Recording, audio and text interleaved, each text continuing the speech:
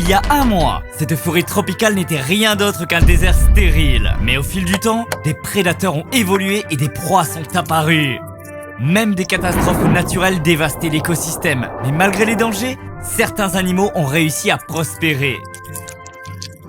Bien que cela ait commencé à partir de rien, dans chaque ardoise vierge se cache une histoire attendant d'être racontée. Voici donc l'histoire de ma simulation de forêt tropicale de 30 jours. Au premier jour, les débuts de la forêt tropicale ont été construits. La forêt a été superposée, de la mousse a été répandue et des plantes ont émergé. Alors que la végétation prenait le dessus, notre voyage de vie ne faisait que commencer. Car, caché profondément sous le sol, quelque chose était vivant. Il y avait des vers de terre.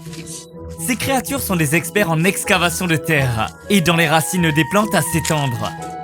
En creusant, les vers de terre décomposent également la matière en décomposition dans le sol, la transformant en nourriture pour les plantes au-dessus. Avec juste ces petits vers et les plantes, cet écosystème pourrait prospérer pendant des années par lui-même. Mais ces vers ignoraient qu'il y avait quelque chose d'autre, profondément enfoui dans les vignes luxuriantes de la jungle. Des grillons se reproduisaient.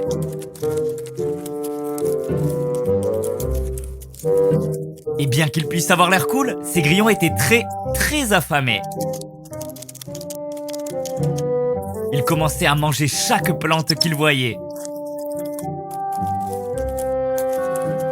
Et par conséquent, au cours des jours suivants, les plantes commençaient à disparaître à un rythme choquant.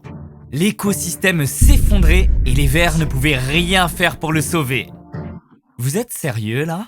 L'écosystème devait être sauvé, car j'avais encore des plans incroyables pour les jours à venir. Je devais introduire un prédateur de haut niveau dans la forêt tropicale. Une créature qui détruirait la population de grillons.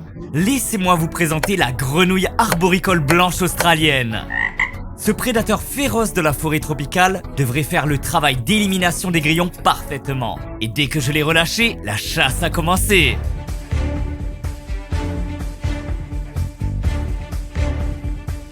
Les grillons pouvaient sentir sa présence et ils essayaient de se cacher. Mais c'était inutile. La grenouille avait les yeux rivés sur plusieurs grillons. Et les insectes sans défense ne pouvaient rien faire à ce sujet.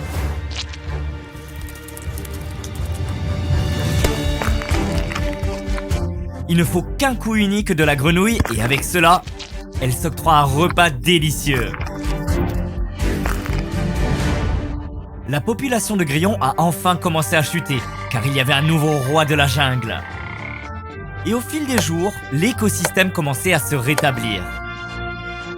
Tout était à nouveau durable et avec cette nouvelle paix retrouvée, quelque chose d'autre est apparu. Un brouillard épais et brumeux a commencé à s'installer. Bien que la forêt tropicale ait connu quelques pluies auparavant, elle s'apprêtait à voir sa plus grosse tempête. De nulle part, le tonnerre a résonné et la pluie a commencé à tomber. Ce serait une longue tempête, donc les animaux devaient se préparer. La grenouille s'est rapidement réfugiée derrière la bûche, tandis que les vers s'enfouissaient encore plus sous terre. C'était intense, et le vent a même emporté certaines feuilles. Mais après 2 jours, cela a enfin commencé à se calmer. Alors que les nuages de pluie reculaient, il était évident ce qu'ils avaient laissé derrière eux. Un petit étang avait été formé et bien qu'il soit petit, cette eau permettait à un tout nouveau type de vie de prospérer. En fait, si nous zoomons, cette vie est déjà visible. Des colamboles. Ils étaient présents sur la surface de l'eau et ils grandissaient rapidement. En quelques jours de pluie, ces micro-insectes se sont rapidement reproduits dans toute la forêt.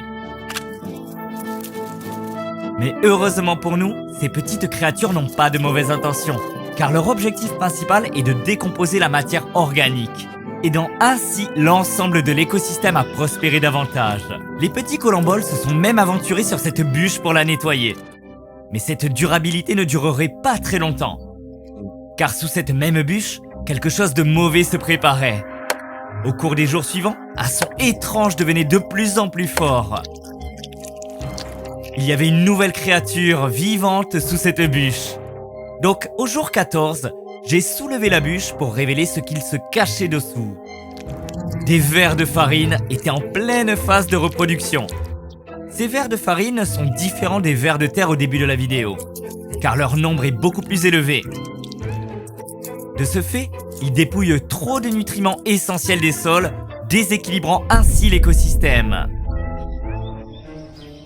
Les plantes ont de nouveau commencé à disparaître et au jour 17, ces vers de farine étaient absolument partout.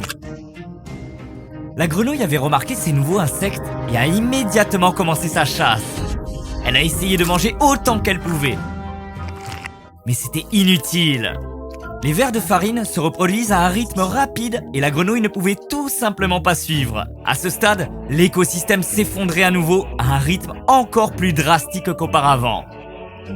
Il était temps d'introduire un nouveau prédateur dans notre forêt tropicale.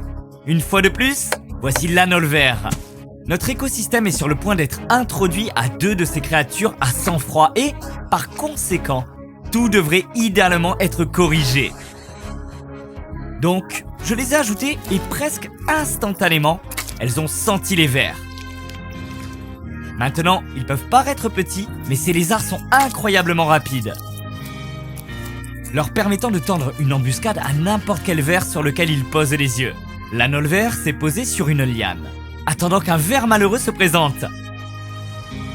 Et pendant qu'ils attendaient, l'un d'eux est même devenu brun pour se fondre dans la branche sur laquelle il était. Il n'a pas fallu longtemps avant que leur première victime malheureuse ne se présente et bien sûr, la rencontre n'a pas duré longtemps. La population de vers de farine a enfin commencé à chuter, un par un.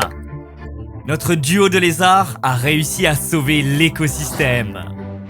Et alors que le jour se transformait en nuit, au jour 23, j'ai décidé de laisser entrer quelques grillons de plus dans l'enclos pour vous montrer à quel point ces anoles verts sont rapides. En quelques secondes, les lézards ont remarqué les insectes et leurs petits yeux se sont fixés sur leur cible. Les grillons n'avaient que quelques instants à vivre. Tout d'un coup, l'un des lézards s'est précipité vers sa proie dans l'obscurité si rapidement que je n'ai même pas eu le temps de le voir manger le grillon.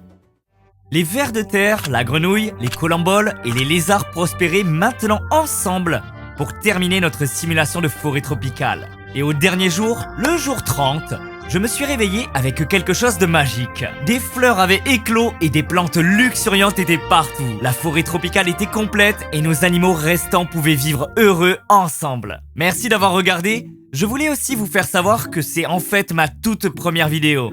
Donc, pour montrer que vous voulez en voir plus, cela signifierait beaucoup si vous pouviez vous abonner à la chaîne. Je cherche également à créer beaucoup de vidéos similaires, donc si vous avez des idées que vous aimeriez voir, commentez-les ci-dessous. Encore une fois, merci d'avoir regardé.